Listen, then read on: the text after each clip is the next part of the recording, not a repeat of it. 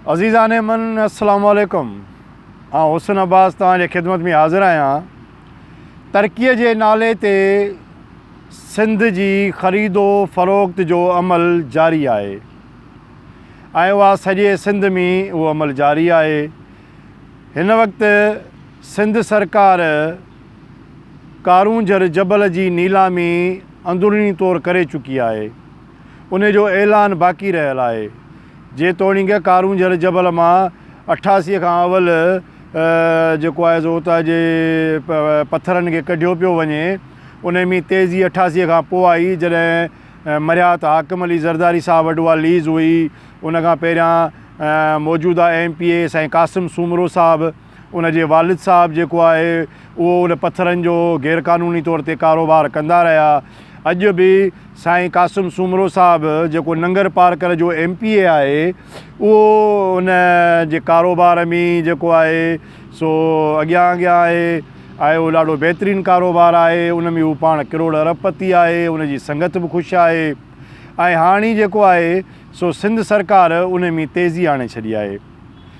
उन में जेके वसीला आहिनि जेके मैदनियात जा, उन्हनि में गिरनाइट आहे, चाइना कली आहे, कचो लोहो आहे, फिलर अर्थ आहे, सोन आहे ऐं सोन समेत ॿिया खोड़ सारा जेको आहे सो कुदरती वसीला उते मौजूदु आहिनि।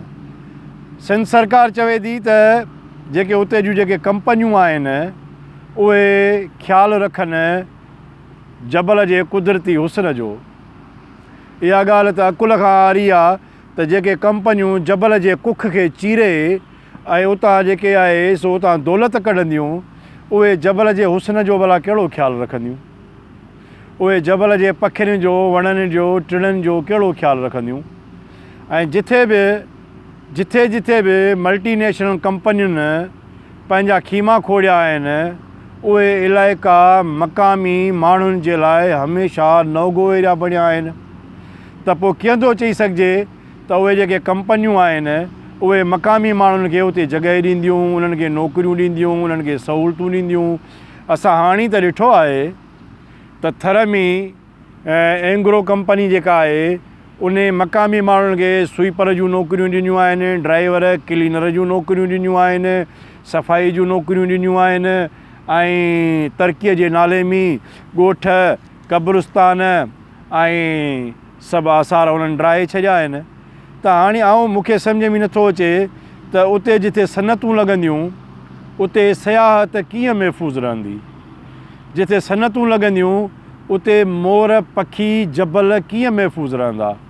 उन जो जेको आहे सो सौदो थी चुको आहे ऐं उहा गैर मुल्की कंपनियूं आहिनि मक़ामी माण्हुनि खे जेको रोज़गार ॾींदियूं ऐं जेको रोज़गार हिन वक़्तु सिंध में मिलियो आहे। दादूअ में पॉलिश कंपनी कमु करे थी, उते माण्हुनि खे लंघणु नथो ॾिनो वञे। उतां हिकिड़े ॻोठ खां ॿिए ॻोठ में माण्हू नथा वञी सघनि। तव्हां अंदाज़ो लॻायो त जेको आहे सो जेको कारूंझर जबल खे जेके अची कटींदियूं, कारूंझर जबल खे जेके मिशिनियूं, ॿोड़ियूं मिशिनियूं, गूंगियूं मिशिनियूं जॾहिं उतां मैदनियात कढंदियूं त छा उहे जबल जी सूंहं ऐं उतां जा जेके क़दीमी, मज़हबी, सक़ाफ़ती ऐं जेके सयाहती पुराणा क़दीमी आसार आहिनि, छा उहे कंपनियूं उन्हनि आसारनि खे, उन्हनि सक़ाफ़तुनि खे, उन कल्चर खे बख़्शींदियूं? सवाल ई पैदा न आहे। दुनिया में किथे बि मल्टीनेशनल कंपनियुनि उतां जे आसारनि खे बख़्शी न कयो आहे। त असीं कीअं था चई सघूं त जेको आहे सो जबल जी जेको आहे सो सूंहं उहा सलामत रहंदी?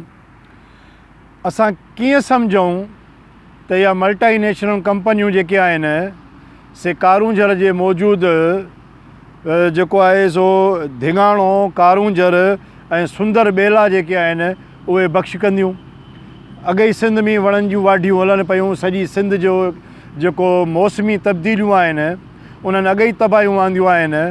पर छाकाणि त सिंध हुकूमत हिकिड़ो दानश्वरनि जो हल्को बि पाले रखियो आहे जेके कोयले जे दलालीअ बि पंहिंजे वजूद खे कारो कंदा रहिया आहिनि, उहे इन्हनि दानशूरनि जूं ड्यूटियूं वरी कारूंझर जे जबल में लॻायूं वेंदियूं।